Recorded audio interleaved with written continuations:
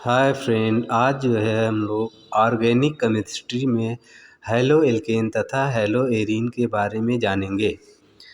देखिए, hello alkene तथा hello arene क्या होता है, इसके बारे में हम लोग पहले डिस्कस करेंगे। उसके बाद कैसे जो है हैलो एल्केन बनता है और हैलो एरीन कैसे बनता है, उसके बारे में हम लोग क्या करेंगे, डिस्कस करेंगे। देखिए, सबसे पहले इसमें 2-3 वर्ड जानना ज़रूरी होगा। जैसे इसमें पहला होगा हमारा एलिफैटिक हाइड्रोकार्बन और जो है एरोमेटिक हाइड्रोकार्बन, ठीक है। एलिफैटिक और जो है एरोमेटिक हाइड्रोकार्बन। अब एलिफैटिक हाइड्रोकार्बन और एरोमेटिक हाइड्रोकार्बन होता क्या है, इसको पहले हम लोग जानेंगे। देखिए, एलिफैटिक हाइड्रोकार्बन में क्या होता है, जैसे देखिए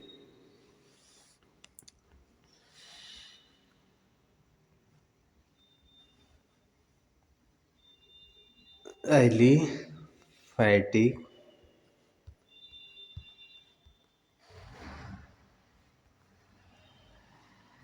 हाइड्रोकार्बन।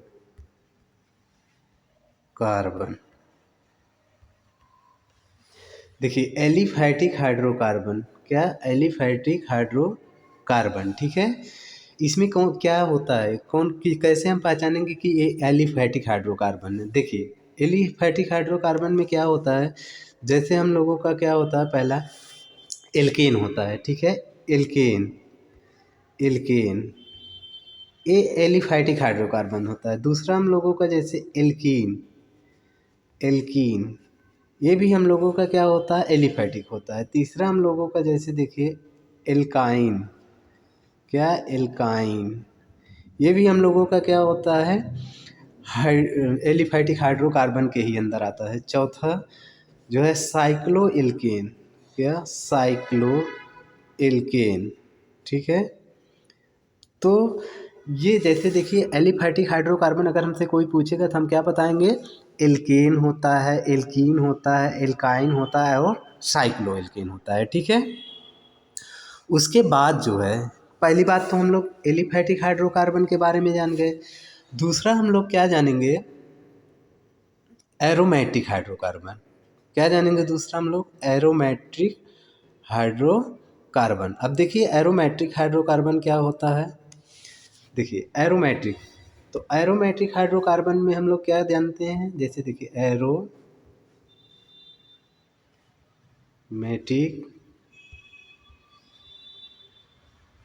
हाइड्रोकार्बन,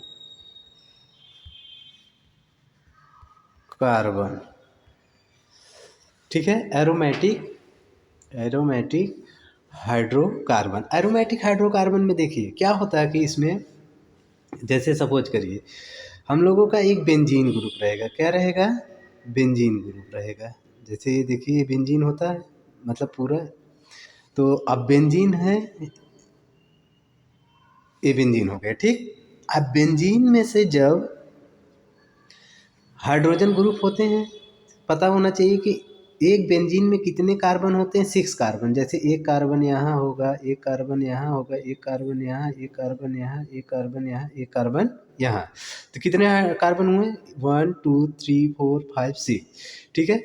और उसके बाद हाइड्रोजन भी हर एक जगह पे क्या होगा, ऐसे कार्बन के पास क्या होंगे, एक एक हाइड्रोजन भी होंगे, ठीक है।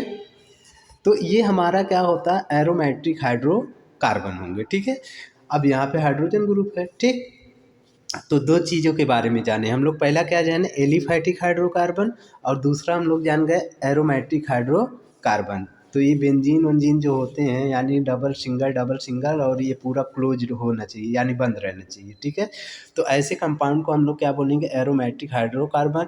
ये हकल्स रूल को भी फॉलो करना चाहिए, ठीक। तो एरोमेट्रिक हाइड्रोकार्बन हो गए। तीसरे चीज़ के बारे में हम लोग क्या जानेंगे, अब देखिए हैलो एल्केन हम लोग पढ़ रहे हैं, हैलो एरीन, तो हैलोजन के बारे में जानेंगे, किसके बारे में, हैलोजन के बारे में, ठीक है। किसके बारे में जानेंगे हम लोग, हैलोजन के बारे में जानेंगे, ठीक।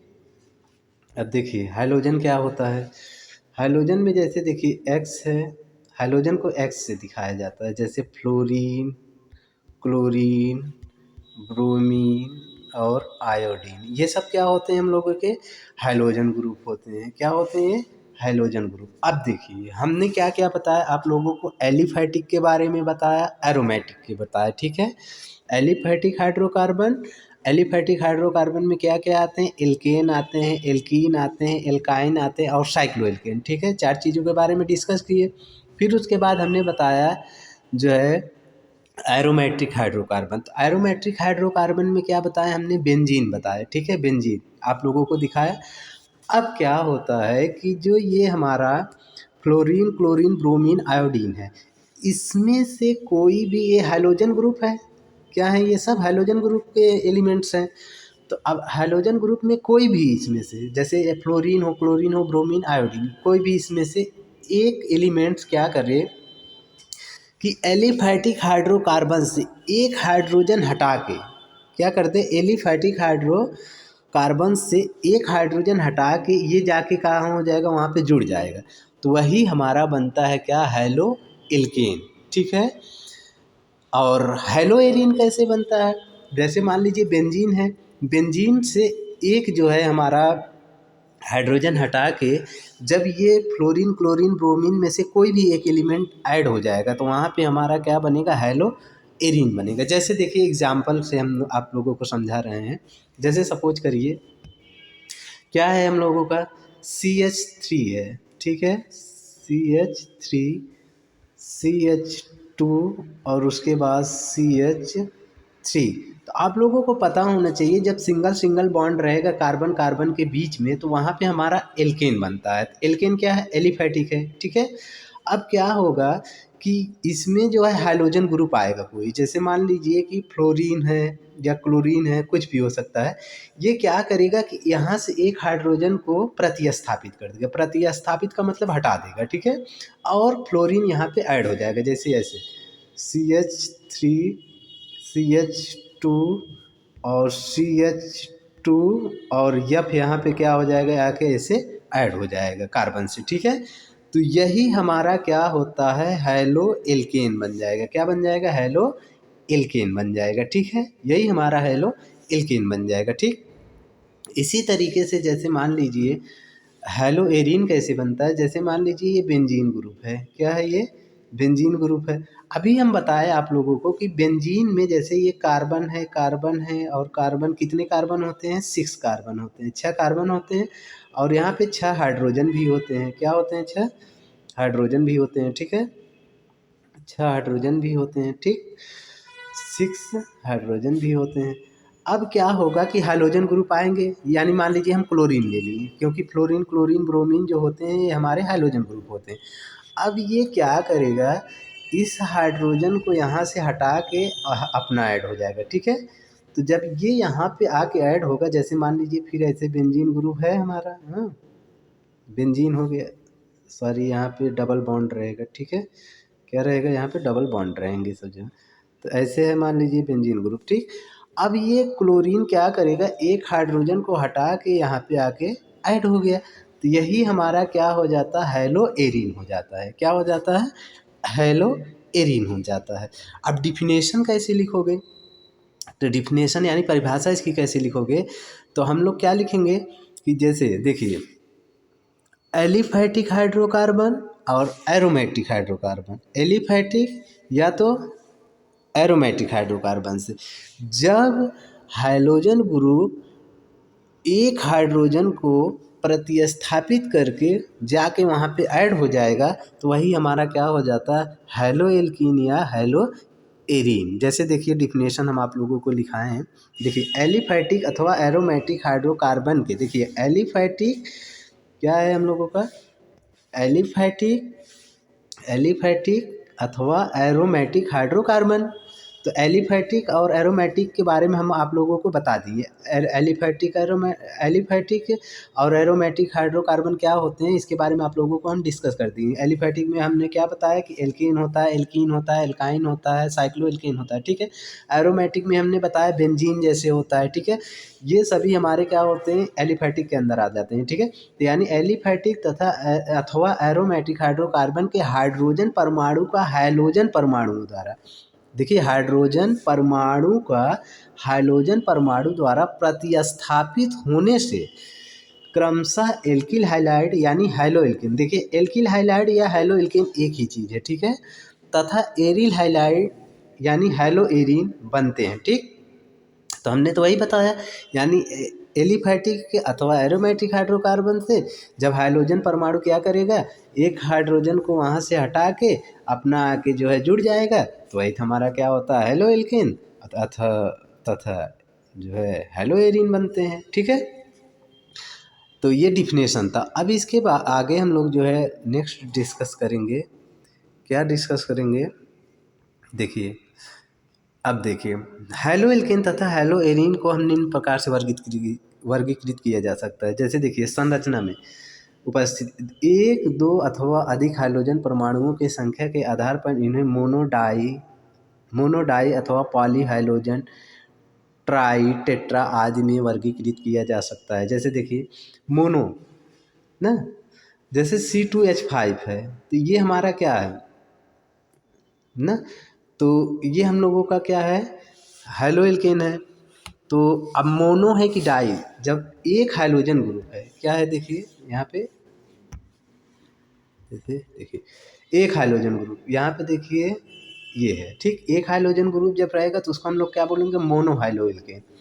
और देखिए CH2 तो यहाँ पे देखिए दो हाइड्रोजन ग्रुप, हाइड्रोजन का मतलब समझ रहे हैं ना, फ्लोरीन, क्लोरीन, ब्रोमीन में से कोई भी, जैसे चाहे क्लोरीन रहे या फ्लोरीन रहे, कोई भी ऐड हो जाएगा तो वहाँ पे जैसे मान लीजिए ऐसे C2H5Cl, ठीक है, तो ये हम लोगों का मोनो, एक क्लोरीन है यानी X की जगह यही क्लोरीन, चाहे फ्लोरीन कुछ भी हो सकता है, तो वो हम लोगों का क्या हो जाएगा, मोनो हेलो एल्केन, ठीक।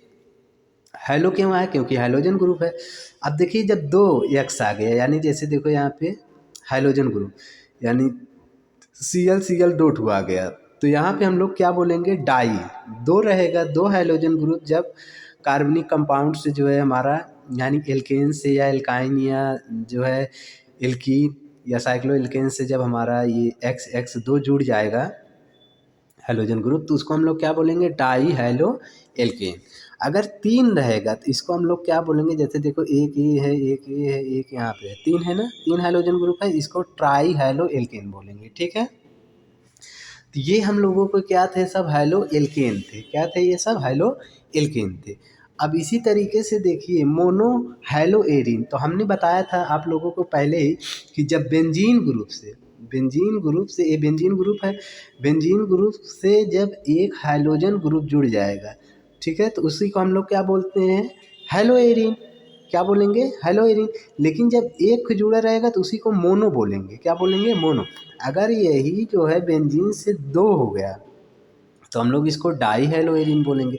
अगर यही जो हाइड्रोजन ग्रुप है तीन ठो जो है हो जाएगा तो उसको हम लोग क्या बोलेंगे, ट्राई हैलो एल्केन बोलेंगे, ठीक है, इतना समझ में आया। तो मोनो हैलो एल्केन यानी जब एक x group, die hello alkene यानी जब दो x group, try hello alkene यानी जब तीन एक्स ग्रुप, ठीक है। तो और उसके बाद जो है हैलो एरीन, एरीन जब आएगा तो समझ जाना कि वहाँ पे बेंजीन है, ठीक है, एरीन जब आया तो समझ जाना आप लोग वहाँ पे बेंजीन है। तो एक हाइड्रोजन लगा यहाँ पे तो हम लोग बोलेंगे मोनो हैलो एरीन। और दो बेंजीन, जब दो बेंजीन के ऊपर जब दो हाइड्रोजन ग्रुप लग जाएंगे तो उसको हम लोग क्या बोलेंगे, डाई हैलो एरीन। और जब तीन ठो लग जाएंगे यानी हाइड्रोजन ग्रुप तो उसको हम लोग बोलेंगे ट्राई हैलो एरीन, ठीक है। तो इतना आप लोगों को समझ में आया, चलो हम लोग नेक्स्ट देखते हैं। तो मोनोहाइलो यौगिक को जो है उस कार्बन परमाणु के संकरण के आधार पर पुनः वर्गीकृत किया जा सकता है।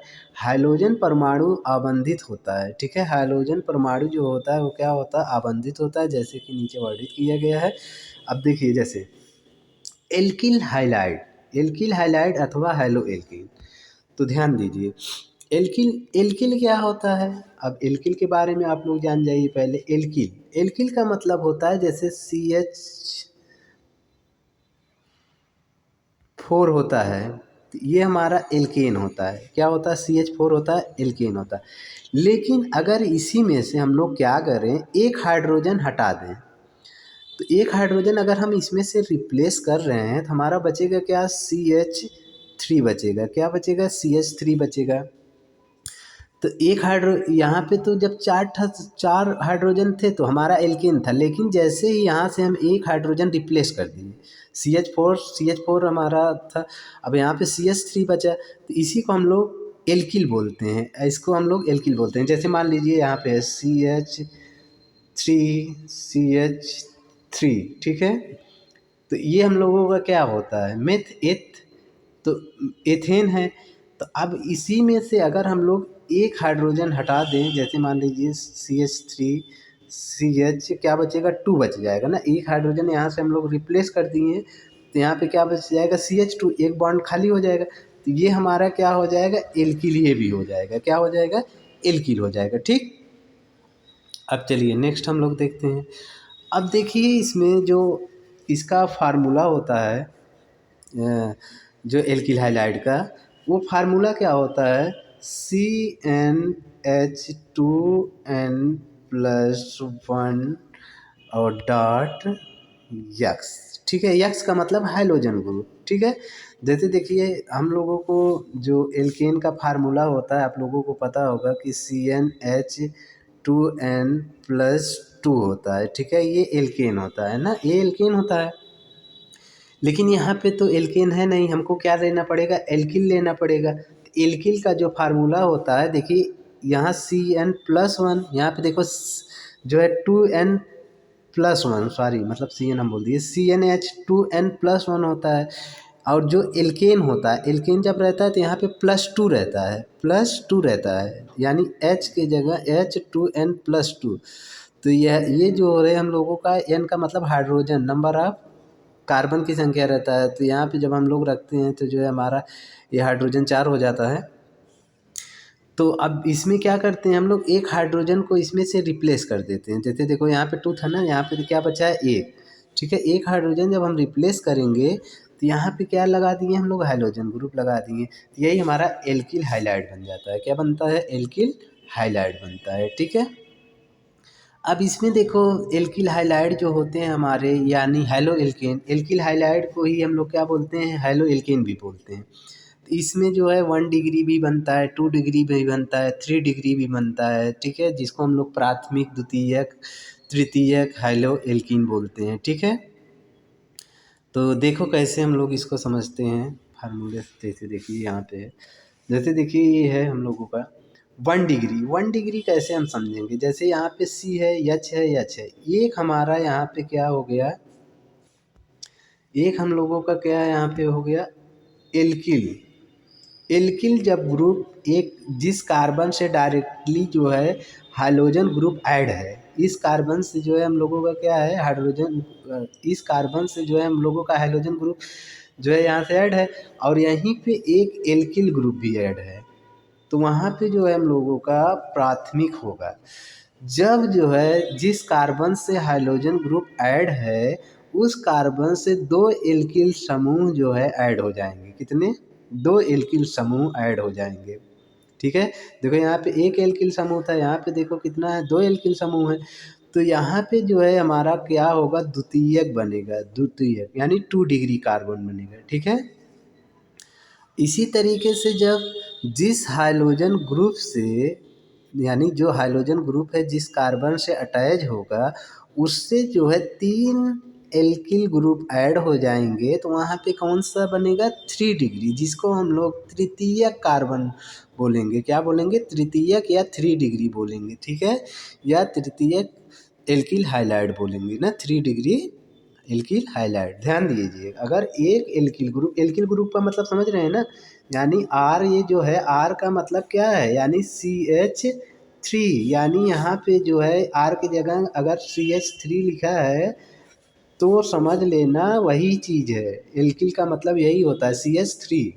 ठीक है, तो यहाँ पे जैसे है, यहाँ पे 3 CH3 ऐड होंगे, ऐसे ऐसे, अरे सॉरी 2, क्योंकि यहाँ पे कितना डिग्री बन रहा है? 2 डिग्री बन रहा है ना। यहाँ पे कितने? 3 CH3 ऐड होंगे, ऐसे ऐसे ऐसे। ठीक है, तो समझ में आया? यानी एल्किल। ठीक, कहने का मतलब ये हुआ कि जब एक एल्किल ग्रुप ऐड हुआ तो हमारा प्राथमिक, और 2 हुआ तो जो है हमारा द्वितीयक, और 3 जब हुआ तो हमारा तृतीयक एल्किल हाइलाइड। समझ में आया? इतनी बात समझ में आया कि नहीं? चलो अब हम लोग क्या जान गए कि कैसे जो है हमारा 1 डिग्री एल्किल हाइलाइड बनता है, कैसे 2 डिग्री एल्किल हाइलाइड कैसे हम पहचानेंगे, 3 डिग्री एल्किल हाइलाइड कैसे पहचानेंगे, ये सब पहचान लिए।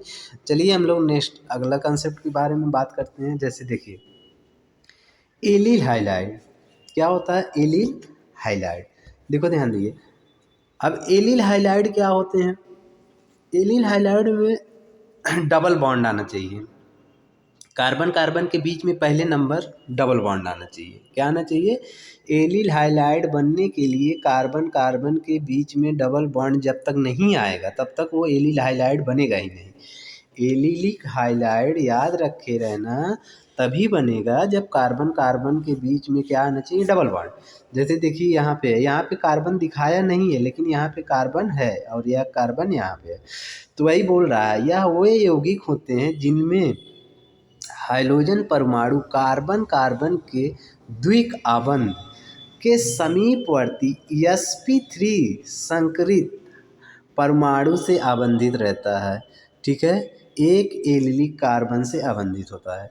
नहीं समझ में आया? कहने का मतलब ये हुआ कि जैसे मान लो ऐसे कार्बन है और डबल बॉन्ड ये कार्बन है, इस जो डबल बॉन्ड लगा है जिस कार्बन से, इससे एक कार्बन जो अटैच होगा वहाँ से अगर हमारा हाइड्रोजन ग्रुप ऐड है, ठीक है, क्या ऐड है? Hydrogen group.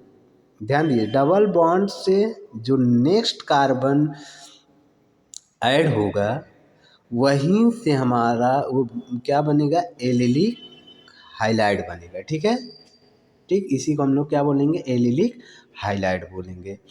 और इसको पहचानने का तरीका ये होता है कि जैसे मान लीजिए यहाँ पे CH2 है, देखिए ये CH2 है ना, तो इस कार्बन का जो हाइब्रिडाइजेशन यानी जो संकरण होता है वो क्या होना चाहिए? sp3 होना चाहिए। अब देखिए कैसे sp3 होगा, इसको देखिए ओपन करते हैं पहले ना।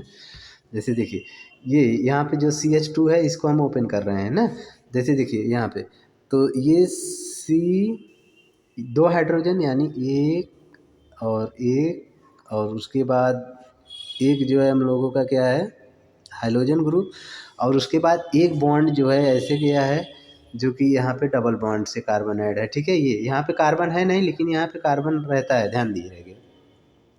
तो जिस कार्बन से ये हाइड्रोजन जुड़ा है, जिस कार्बन से हाइड्रोजन ग्रुप जुड़ा है वहाँ का जो संकरण होना चाहिए कितना होना चाहिए? sp3। जैसे देखो 1 bond 2 bond 3 bond 4 bond, 1 2 3 4, 4 bond हुआ।